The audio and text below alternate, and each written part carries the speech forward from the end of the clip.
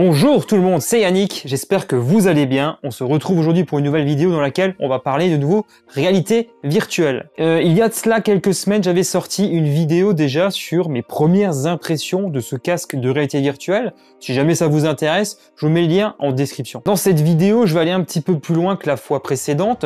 Je vais vous faire part un petit peu des applications que je préfère, notamment en fait une seule application. Ce que j'adore faire avec l'Oculus Quest 2, les trucs qui me plaisent, des trucs qui me plaisent un peu moins aussi. Pour ceux qui ne me connaissent pas, moi c'est Yannick et sur ma chaîne on parle de tech dans le sens le plus large. Si ça vous intéresse, vous savez ce qu'il vous reste à faire. Les indications sont juste en bas de l'écran, vous abonner à ma chaîne YouTube en activant la petite cloche. Vous pouvez aussi me suivre sur les réseaux sociaux où je suis présent. Ce qui m'a fait acheter ce casque, c'est tout simplement le fait de pouvoir soit l'utiliser de manière totalement indépendante pour pouvoir par exemple regarder des vidéos en se croyant vraiment au cinéma, mais aussi jouer à des jeux qui sont donc dédiés à ce casque. Mais ce que je préfère aussi, et ce qu'il y a également de bien, c'est de pouvoir jouer à des jeux beaucoup plus gourmands avec son PC. Et ça c'est vraiment top. Il y a vraiment quelque chose qui me frustrait énormément avec ce Oculus Quest 2, c'est de devoir toujours utiliser un câble USB pour jouer à ces jeux PC. Non, ça vraiment, je trouvais ça chiant en fait. Et j'ai découvert en cherchant un petit peu sur internet ou encore sur YouTube, l'application Virtual Desktop qui va permettre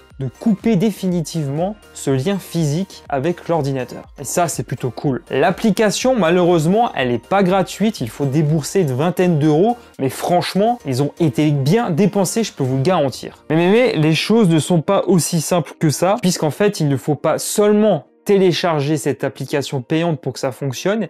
Il faut également avoir un client sur son PC qui va streamer directement vers le casque le contenu de l'ordinateur. Ah, vous allez me dire, ah, ça va, c'est assez bidon quand même. Non, ça s'arrête pas là en fait. Il faut également passer en mode développeur. Ça, c'est un peu plus chiant. Ainsi que télécharger une application qui est disponible sur un store alternatif qui s'appelle SideQuest. Je vous mettrai bien entendu un lien en description qui vous explique tout ça en détail, mais pour vous la faire courte, il faut d'abord créer une organisation soit via Facebook ou encore via le site d'Oculus. Il faudra ensuite, avec son smartphone, se rendre dans l'application dédiée à votre Oculus Quest pour activer le mode développeur. Cette étape-là ne fonctionne pas si votre compte ne dispose pas de ces droits. Et pour finir, il faudra également connecter le casque en USB à son ordinateur et activer le débogage USB. C'est directement proposé par une boîte de dialogue lorsque le casque est relié au PC. Une fois que l'application SideQuest est installée sur l'ordinateur, celle-ci va automatiquement communiquer avec le casque. On pourra donc télécharger d'autres jeux, d'autres applications et le patch pour Virtual Desktop pour pouvoir faire fonctionner les jeux en mode sans fil. Bien entendu, pour que tout ça fonctionne de manière la plus fluide possible, il est également très important de noter qu'il faut disposer d'un excellent routeur Wi-Fi, soit Wi-Fi 5 ou Wi-Fi 6. Ça serait vraiment le mieux puisque le casque est compatible. Mais moi, j'ai déjà un bon routeur en Wi-Fi 5 et franchement, ça fonctionne vraiment de manière très fluide. Et bien entendu, et ça va aussi dépendre des jeux, je vous conseille bien entendu d'avoir une très bonne manette, puisque jouer avec un clavier souris, c'est pas forcément top quand on est en VR. D'ailleurs là, je vais un petit peu vous montrer comment se présente Virtual Desktop. On va faire ça en direct, allez, c'est parti. Nous voici dans l'application Virtual Desktop. Donc là, je suis dans un environnement virtuel qui s'apparente à un bureau. J'ai un ordinateur en face de moi, à ma droite un poster avec Mark Zuckerberg. Eh oui. À ma gauche, il y a également d'autres petites choses qui sont accrochées au mur. Derrière moi, quelques petites affiches. Il y a un petit château de cartes aussi. On peut pas le faire tomber. Non, je pense pas. Voilà. Donc là, il y a mon ordinateur. Donc je peux interagir avec si je le veux grâce aux Oculus Touch. On va faire apparaître le menu de Virtual Desktop. Donc là, on peut accéder un petit peu à différentes informations. Il y a bien entendu l'heure et également ce qui reste au niveau des batteries, des deux Oculus Touch, mais aussi du casque. Là, je vois que je suis bien connecté à mon ordinateur à une vitesse de 866 Mbps par seconde sur du Wi-Fi 5 GHz. Il faut un bon routeur pour que ça fonctionne dans de très bonnes conditions. On peut aussi accéder à différents petits réglages. Alors attention à ce que vous faites ici parce que ça va avoir une influence sur votre expérience et il faut également avoir un bon PC si vous voulez que tout marche de manière optimale. Il faut aussi régler un petit peu tout ce qui concerne la partie streaming, lancer un jeu, pourquoi pas, changer d'environnement. Là par exemple, allez, on va aller dans un cinéma, voilà, c'est plutôt bien fait je trouve en plus, l'éclairage, etc.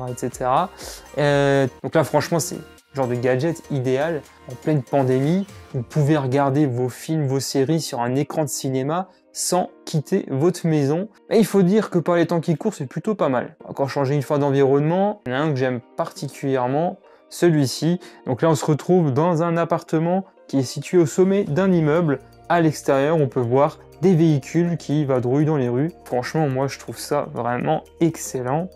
Et on peut voilà, changer encore et encore d'environnement. Vraiment, c'est à votre guise. Dark Cinema. Donc là, c'est un peu le même genre, mais il est un peu plus sombre, celui-ci, que le premier qu'on avait vu tout à l'heure. Donc franchement, c'est vraiment excellent. Je passe énormément de temps avec cette application pour notamment donc jouer à des jeux sans fil. Enfin, un jeu notamment qui est Star Wars Squadrons. Alors, quels sont mes jeux préférés auxquels je joue avec le casque? Alors, il y en a quelques-uns que j'ai découverts au fil de ces dernières semaines que j'ai particulièrement adoré. J'ai d'abord commencé par un jeu qui est un petit peu physique, c'est un petit jeu de sport qui s'appelle Sport Scramble, je crois. C'est un jeu où on peut jouer au bowling, au tennis ainsi qu'au baseball.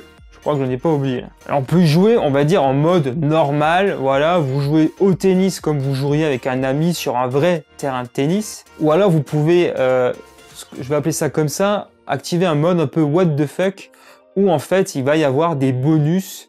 Par exemple, le filet peut se lever, peut avoir par exemple une dimension qui est équivalente à 2 à 3 fois sa taille, je crois. On peut également jouer avec un club de golf au tennis. Je vous avoue, ça, c'est pas pratique du tout. Ainsi qu'avec des balles de ping-pong, si mes souvenirs sont bons. Enfin bref, c'est un truc, ça vous mélange en fait tous les genres. Et ça fait un petit peu la même chose avec le bowling, mais aussi avec le baseball. Voilà, les développeurs, on va dire qu'ils ont un peu tout mélangé. On peut voir ça comme ça. Pour le coup, ils ont vraiment laissé exprimer toute leur créativité. Hein. Je sais pas quelle substance, enfin s'il y en a eu, je sais pas. Ensuite, il y a un autre jeu dont le nom m'échappe un peu, c'est Assassin's 11, quelque chose comme ça. C'est un jeu en fait où vous incarnez un elfe avec qui a un arc et qui shoot voilà, des hordes de monstres, notamment des orques et des trolls, enfin il y a un peu de tout, ainsi que des dragons d'ailleurs. J'ai particulièrement passé un bon moment avec ce jeu, notamment avec le mode multi. On se retrouve avec 3 ou 4 autres personnes à devoir donc shooter ces différentes hordes qui arrivent. Donc on a de plus en plus de points qui nous permettent de les dépenser soit en sort ou encore pour améliorer son arme. Et ça, c'est vraiment pas mal. J'ai vraiment passé vraiment un paquet de temps d'ailleurs à ce jeu-là. Vraiment, le concept est totalement débile. En fait, c'est vraiment assez... tu shoots juste des monstres en fait. Quoi. Mais vraiment, tu passes un bon moment à faire ça. Ensuite, il y avait également un troisième jeu. Alors là, pour le coup, le nom m'a totalement échappé. Je vous l'affiche ici en bas. Donc, c'est un jeu en fait qui me fait un petit peu penser à Angry Birds. Vous avez en fait des sortes de petits animaux qu'il faut mettre dans un lance-pierre et les lancer pour shooter des châteaux. Alors vous avez en fait un nombre limité de ces petits animaux qu'il faut balancer, ce qui donne on va dire un petit piment à ce jeu. Après vous avez également des bonus qui vont en fait vous donner droit à de nouvelles armes, à de nouvelles facultés parce qu'on a aussi une petite baguette magique pour en fait repousser les projectiles qui viennent des lignes ennemies. Parce que oui, le château en fait se défend et le but du jeu en fait c'est de détruire un cristal qui est protégé au sein de ce château. Alors plus on avance dans le jeu, plus les châteaux deviennent immenses. Il faut de plus en plus se ruser pour arriver on va dire à dégommer ces méchants. Voilà, donc là c'était quelques jeux auxquels j'ai joué directement là sur le casque. Maintenant sur les jeux PC, j'ai malheureusement pour l'instant joué qu'à Star Wars Squadrons. Tout simplement, voilà, je suis un grand fan de Star Wars. À l'époque, j'ai beaucoup aimé les TIE Fighter et les X-Wing. Si vous êtes jeune, vous n'avez peut-être pas connu ça parce que c'était sorti, je crois, au milieu des années 90 sur PC. Alors, je vous dis, niveau graphisme à l'époque, c'était... si vous regardez maintenant, vous allez peut-être avoir peur. Hein. Mais par contre, ceux de ma génération qui ont connu ces jeux-là, franchement, vous pouvez passer qu'un excellent moment dans Squadrons parce que franchement, il est magnifique en VR. Moi, j'ai vraiment pas arrêté de regarder dans tous les sens le niveau de détail des vaisseaux, etc. Même du cockpit, c'est vraiment extra, quoi.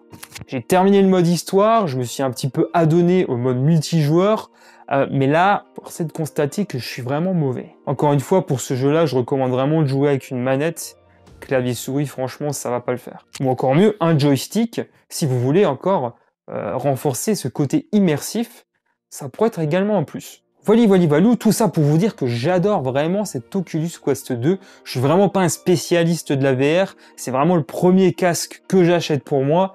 Et vraiment, je passe un excellent moment. Franchement, plus je l'utilise, plus je l'adore. J'ai rien à dire. D'ailleurs, ouvrons un petit peu la discussion au sein des commentaires.